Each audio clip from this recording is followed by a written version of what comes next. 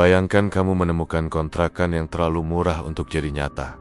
AC dingin, dapur bersih, kamar mandi layak, tapi setiap malam, rumah itu mengeluarkan bau kuburan. Tanah muncul sendiri di depan pintu. Dan suatu hari, pemilik aslinya menampakkan diri, bukan manusia, melainkan sosok yang sudah mati puluhan tahun, marah karena dilupakan. Dan yang paling mengerikan, dia tidak ingin membunuh, dia hanya ingin diakui. Di pinggiran Cikarang, di antara deretan pabrik dan perumahan padat yang tumbuh tanpa rencana jelas, hidup sepasang suami istri bernama Nanda dan Sabrina. Usia pernikahan mereka baru masuk tahun ketiga, tapi wajah mereka sudah menyimpan lelah, yang biasanya cuma dimiliki orang-orang yang terlalu sering kalah sama keadaan. Nanda bekerja sebagai pengemudi ojek online. Setiap pagi dia berangkat sebelum matahari benar-benar naik, berharap dapat order pertama sebelum saldo bensin kepotong. Panik, kalau lagi rame, dia bisa pulang bawa uang cukup buat makan, bayar cicilan motor, dan sedikit ditabung. Tapi kalau lagi sepi, dia cuma duduk lama di pinggir jalan, nunggu notifikasi sambil menatap layar HP yang dingin dan sunyi. Pulang ke rumah dengan senyum dipaksakan sudah jadi kebiasaan.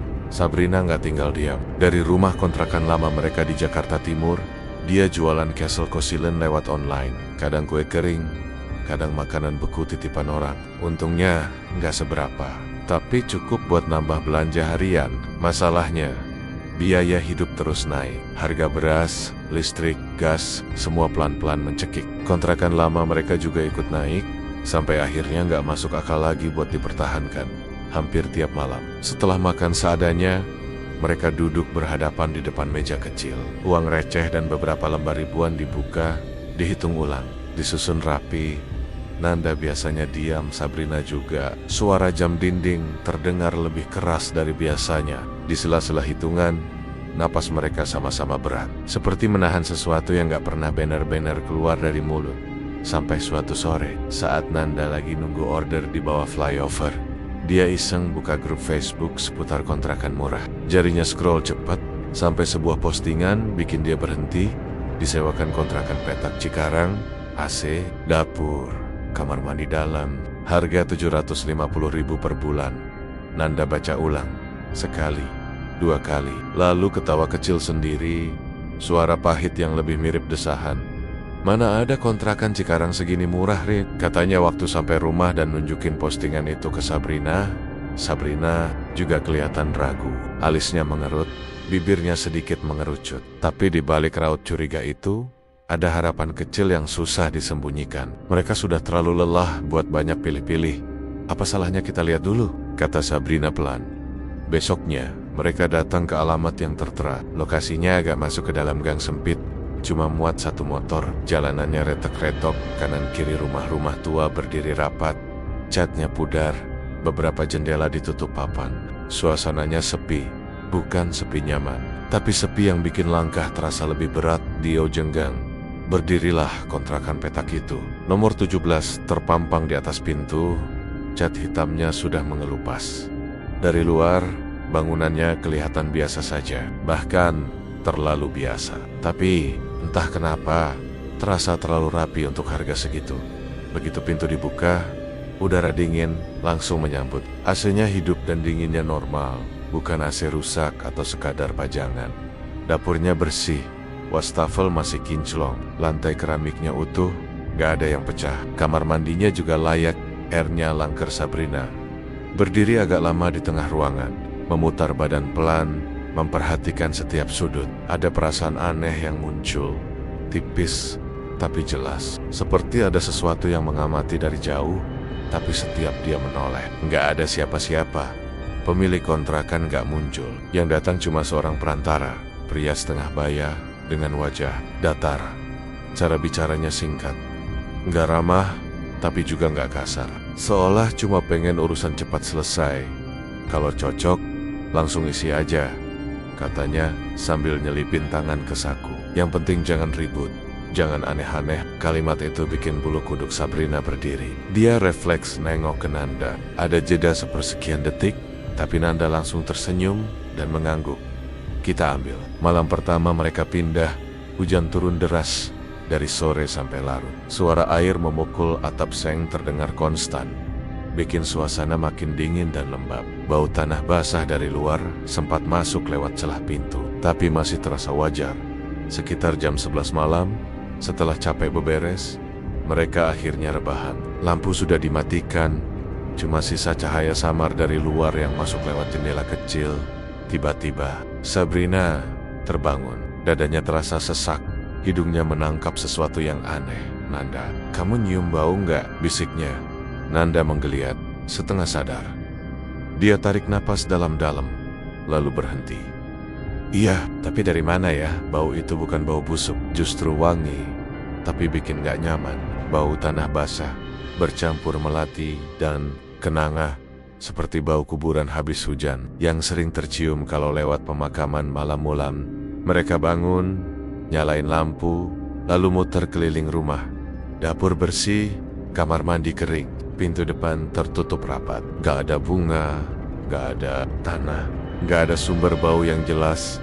Anehnya, semakin mereka cari, baunya justru makin tebal. Seolah-olah keluar dari dinding, dari lantai, dari udara itu sendiri.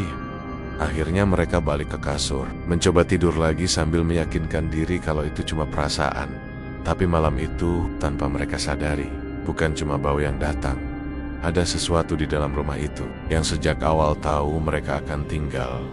Teror di kontrakan nomor 17 itu tidak datang sekaligus, tidak langsung menampakkan diri. Semuanya berjalan pelan, nyaris sopan, tapi konsisten. Seolah sesuatu di sana sedang menguji batas kesabaran dan kewarasan mereka. Sedikit demi sedikit, pagi pertama setelah bau aneh itu, Nanda bangun lebih awal dari biasanya. Hujan semalam menyisakan udara dingin dan lembab. Saat dia membuka pintu kontrakan untuk berangkat kerja, langkahnya langsung terhenti. Di depan pintu, tepat di atas tanah kecil yang biasanya bersih, ada gundukan tanah. Bentuknya tidak besar, bulat lonjong. Tingginya mungkin cuma sejengkal, tapi bentuknya sangat familiar. Terlalu familiar, mirip kuburan kucing. Tanahnya masih basah, seperti baru saja digali dan ditimbun kembali. Padahal semalaman hujan memang turun, tapi gundukan itu terlalu rapi untuk terbentuk sendiri. Nanda berjongkok, refleks menyentuhnya. Begitu jarinya menyentuh tanah itu, dia langsung menarik tangan. Dingin. Bukan dingin karena hujan, tapi dingin seperti tanah yang tidak pernah kena matahari. Dingin yang membuat kulitnya terasa ngilu sesaat. Nanda menggeleng pelan, mencoba menertawakan perasaannya sendiri. Dia ambil sapu, menyapu tanah itu ke pinggir, lalu membuangnya ke selokan. Selesai. Masuk akal. Mungkin ulah anak kecil atau orang iseng. Besoknya, gundukan itu muncul lagi. Bentuknya hampir sama, letaknya hampir sama. Tanahnya sama-sama basah dan dingin. Nanda kali ini tidak menyentuhnya. Dia menyapu cepat, membuangnya lebih jauh. Pulang malam dengan badan capek dan kepala penuh, dia memilih tidak cerita ke Sabrina. Tapi hari ketiga muncul lagi, dan hari keempat. Sabrina yang pertama kali sadar ada yang tidak beres. Pagi itu, dia berdiri di depan pintu sambil memeluk lengan sendiri, menatap bekas tanah yang baru saja disapu Nanda. "Mas, ini kok kayaknya sering banget ya?" tanyanya pelan. Nanda berhenti menyapu. Dia tidak menjawab langsung. Ada perasaan tidak enak yang naik perlahan dari perut ke dada. "Paling orang iseng," jawabnya akhirnya. "Nanti juga berhenti sendiri." Sabrina mengangguk, tapi wajahnya tidak yakin. Sejak tinggal di sana, tidurnya mulai tidak tenang. Hampir setiap malam dia terbangun dengan napas tersengal. Kadang keringat dingin membasahi leher dan punggung. Mimpinya selalu aneh. Tidak pernah jelas, tapi selalu berat. Dalam tidurnya, Sabrina sering bicara sendiri, gumaman lirih yang terdengar putus-putus. "Bu, jangan marah. Aku nggak tahu. Maaf." Nanda beberapa kali terbangun karena suara itu. Dia mengguncang bahu Sabrina, membangunkannya. Sabrina selalu bangun dengan mata basah, bingung, tidak ingat apa-apa, kayak mimpi buruk, katanya. Tapi aku nggak ingat mimpinya tentang apa. Malam-malam di kontrakan itu semakin sunyi. Suara jangkrik jarang terdengar. Angin pun seolah enggan masuk. Udara terasa berat, seperti ada tekanan tak kasat mata yang menggantung rendah. Sampai suatu malam, sekitar jam 2 pagi, Nanda terbangun bukan karena mimpi, tapi karena suara keras dari arah pintu depan. Lalu lagi, seperti ada sesuatu yang melompat-lompat, menghantam lantai tepat di depan pintu. Bunyi itu tidak cepat, tapi ritmis, berat, teratur. Nanda menahan napas. Jantungnya berdetak kencang. Matanya menatap pintu yang gelap. Perlahan, pintu itu bergetar. Dari balik kaca buram di bagian atas, terlihat bayangan, tinggi, tegak, terbungkus sesuatu berwarna putih. Bayangan itu bergerak naik turun, persis seperti orang melompat dengan kaki terikat. Pocong, dada Nanda terasa sesak, tenggorokannya kering. Dia ingin bangunin Sabrina, tapi tubuhnya kaku, tidak bisa bergerak, tidak bisa bersuara. Bayangan itu berhenti tepat di depan pintu. Sunyi, detik terasa panjang. Napas Nanda terdengar sendiri di telinganya. Tiba-tiba, suara benturan keras membuat Nanda tersentak. Lampu kamar menyala otomatis karena guncangan. Saat dia kembali menatap pintu, bayangan itu sudah tidak ada. Tidak ada suara langkah pergi. Tidak ada angin, tidak ada apa-apa. Pagi harinya, Sabrina bangun dengan kepala pusing. Wajahnya pucat. Dia merasa tidak enak badan seharian. Nanda tidak menceritakan kejadian semalam. Dia takut Sabrina semakin takut, tapi teror tidak berhenti. Siang itu, saat Nanda sedang kerja dan Sabrina sendirian di rumah, dia mendengar suara pelan dari atas plafon. Awalnya seperti gesekan tikus, lalu berubah jadi suara napas. Pelan, serak. Sabrina berdiri di tengah ruangan, menatap langit-langit. Suara itu berubah jadi tawa kecil, cekikikan yang ditahan, seperti orang tua yang tertawa tanpa gigi. Pelan-pelan, Sabrina mendongak. Di salah satu sudut plafon yang terbuka sedikit, terlihat sesuatu menjuntai. Rambut hitam panjang, kusut, menjulur, turun. Lalu muncul sepasang mata dari celah itu. Mata besar, putihnya kusam, menatap langsung ke arah Sabrina. Tawa itu berubah jadi tajam, menusuk telinga. Sabrina menjerit sekuat tenaga. Dia lari keluar rumah tanpa alas kaki, menangis histeris. Tetangga keluar, bingung, tapi tidak ada yang berani masuk ke kontrakan itu. Malam Jumat Kliwon menjadi puncaknya. Hujan turun sejak sore. Sekitar jam 10 malam, listrik padam. Seluruh gang gelap. Tidak ada suara televisi, tidak ada lampu rumah, hanya suara hujan dan angin. Bau tanah basah itu kembali muncul. Kali ini jauh lebih kuat. Bau melati dan kenanga menyatu, memenuhi ruangan, sampai bikin kepala pening. Di dalam gelap, Nanda berdiri memegang senter HP. Cahaya kecil itu menyapu ruang. Tamu di sudut ruangan, dekat dinding, berdiri sosok itu. Seorang nenek, tubuhnya bungkuk. Dia memakai kebaya krem yang warnanya sudah kusam, seperti kain lama yang lama dikubur. Rambutnya putih panjang, menutupi sebagian wajahnya. Kulitnya pucat kibobuan, terlihat tipis seperti kertas. Matanya basah, tapi bukan mata orang sedih. Biasa, ada amarah di sana. Ada luka yang dalam.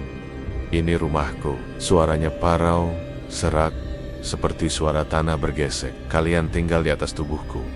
Sabrina jatuh terduduk. Nanda gemitar, tidak bisa berkata apa-apa. Sosok itu perlahan memudar, menyatu dengan gelap. Bau itu menghilang perlahan, meninggalkan udara dingin yang menusuk tulang. Keesokan harinya, Nanda tidak masuk kerja. Dengan wajah pucat dan tangan gemetar, dia mendatangi sesepuh setempat. Orang tua itu mendengarkan cerita Nanda tanpa menyela, hanya mengangguk pelan. Dari sanalah kebenaran terungkap. Kontrakan nomor 17 dibangun di atas bekas pemakaman lama. Tahun 1998, lahan itu digusur. Banyak makam dipindahkan, tapi tidak semuanya. Salah satunya adalah makam Nenek Zubaidah. Tubuhnya tertinggal. Anak-anaknya tidak pernah datang, tidak mencari, tidak peduli. Dia mati dan tetap sendirian. Keesokan sore setelah kejadian malam Jumat Kliwon itu, Nanda dan Sabrina duduk berhadapan dengan seorang pemuka agama yang tinggal tidak jauh dari kontrakan. Orangnya sudah sepuh, jenggotnya memutih, sorot matanya tenang tapi dalam. Mendengar cerita Nanda, dia tidak menunjukkan ekspresi kaget atau takut, seolah semua yang diceritakan bukan hal baru baginya. Setelah Nanda selesai bercerita, ruangan itu hening cukup lama. Hanya terdengar suara kipas angin tua berderit pelan. Sabrina menunduk. Jemarinya saling menggenggam kuat, seperti menahan gemetar. Akhirnya, pemuka agama itu membuka suara dengan nada rendah dan hati-hati. "Dia nggak mau nyawa kalian," katanya pelan, tapi jelas. "Kalau mau, dari awal dia sudah bisa bikin kalian celaka." Nanda mengangkat kepala. Dadanya terasa sedikit lebih ringan, meski rasa takut belum benar-benar hilang. Dia cuma mau diakui dan didoakan. Lanjutnya, selama ini dia sendirian. Tidak ada yang mengingat, tidak ada yang mendoakan. Rumahnya diinjak-injak, jasadnya tertinggal. Amarahnya lahir dari rasa sepi. Pemuka agama itu menyarankan sesuatu yang tidak pernah terpikirkan oleh Nanda dan Sabrina. Bukan pindah malam itu juga, bukan ritual aneh, bukan sesajen, tapi ziarah. Datangi makam pindahannya di Bekasi, katanya. Bawa kain kafan baru, niatkan sebagai penghormatan. Anggap dia orang tua. Jangan takut, bicara dari hati. Perjalanan ke Bekasi mereka lakukan keesokan harinya. Nanda menyetir motor pelan, Sabrina membonceng sambil membawa bungkusan kain kafan putih yang dibeli subuh-subuh. Sepanjang jalan, tidak banyak yang mereka bicarakan. Angin pagi terasa dingin, tapi pikiran mereka jauh lebih dingin. Makam itu berada di sudut pemakaman umum yang sudah tua. Nisan-nisannya sederhana, banyak yang tulisannya sudah pudar. Saat mereka menemukan nama Zubaidah, Sabrina langsung menutup mulutnya, menahan tangis. Makarnya sepi, tidak ada bunga segar. Tanahnya kering dan retak di beberapa bagian. Terlihat jelas makam itu jarang diziarahi. Nanda berlutut lebih dulu. Tangannya gemetar saat membuka bungkusan kain kafan. Sabrina ikut berlutut di sampingnya. Merik, doa seadanya, terbata-bata, tapi tulus. Suara Nanda sempat bergetar di tengah bacaan, lalu terhenti sama sekali. Tanpa sadar, air mata jatuh ke tanah makam itu. Sabrina menangis lebih dulu. Tangis yang tidak ditahan, bukan tangis ketakutan, tapi tangis iba yang dalam. Dia merasakan sesuatu menekan dadanya, perasaan kehilangan yang bukan miliknya sendiri. Dengan suara lirih, hampir seperti berbisik, Sabrina berkata, "Kalau ibu berkenan, anggap kami anak." Kata-kata itu keluar begitu saja, tanpa direncanakan. Setelahnya Sabrina menunduk, dahinya hampir menyentuh tanah. Nanda ikut menunduk. Angin tiba-tiba berembus pelan, membuat dedaunan di sekitar makam bergerak pelan, seperti menghela napas panjang. Malam itu, mereka kembali ke kontrakan nomor ke-17. Tidak ada niat menginap lama. Mereka hanya ingin mengambil barang-barang penting sebelum benar-benar pergi. Saat malam semakin larut, suasana rumah terasa berbeda. Tidak ada bau tanah basah, tidak ada melati atau kenanga. Udara di dalam rumah terasa lebih ringan. Meski tetap dingin, sekitar tengah malam, Sabrina terbangun. Dia tidak terkejut, tidak takut. Di ujung ruangan, berdiri sosok yang sudah sangat dikenalnya. Nenek itu berdiri tegak, tidak lagi terlalu bungkuk. Kebaya kremnya terlihat lebih bersih. Rambut putihnya tergerai rapi. Wajahnya tenang, matanya tidak lagi basah oleh amarah, melainkan lembut, penuh rasa lega. Nanda ikut terbangun. Kali ini tubuhnya tidak kaku. Dia bisa bergerak, bisa bernapas normal. Nenek itu tersenyum tipis. "Terima kasih." Nah, suaranya masih parau, tapi tidak menyakitkan. Lebih seperti suara orang tua yang lelah setelah perjalanan panjang. Sabrina menangis pelan, tapi sambil tersenyum. Nanda menunduk hormat. Tidak ada kata lain yang perlu diucapkan. Perlahan, sosok nenek Zubaidah memudar. Tidak menghilang dengan cara menyeramkan, tapi seperti cahaya lampu yang diredupkan pelan-pelan, hangat, damai. Sejak malam itu, teror berhenti. Tidak ada lagi gundukan tanah, tidak ada suara aneh, tidak ada mimpi buruk. Kontrakan nomor 17 terasa kosong, benar-benar kosong, seperti rumah biasa yang sudah lama ditinggalkan. Beberapa minggu kemudian, pemilik kontrakan memutuskan menutup tempat itu. Tidak disewakan lagi. Tanahnya diratakan, bangunannya dibongkar perlahan. Warga sekitar sepakat menjadikannya taman kecil. Tidak basah, hanya tanah dengan beberapa tanaman dan papan kecil bertuliskan doa. Nanda dan Sabrina pindah ke tempat lain. Hidup mereka tidak langsung berubah drastis. Nanda tetap narik ojek online. Sabrina tetap jualan kecil-kecilan. Uang masih pas-pasan. Masalah masih ada, tapi hati mereka lebih ringan. Setiap tahun, mereka menyempatkan datang ke makam nenek Zubaidah di Bekasi, membawa bunga sederhana, membaca doa, duduk sebentar. Kadang bercerita pelan tentang hidup mereka. Seperti anak yang pulang ke rumah orang tua, mereka datang bukan karena takut, bukan karena terpaksa, tapi karena kasih. Karena dari semua yang mereka alami, Nanda dan Sabrina belajar satu hal yang tidak pernah mereka dapatkan sebelumnya, bahwa kadang yang paling menyeramkan bukanlah penampakan, suara, atau teror di malam hari. Yang paling menyeramkan adalah rasa dilupakan, bahkan setelah mati.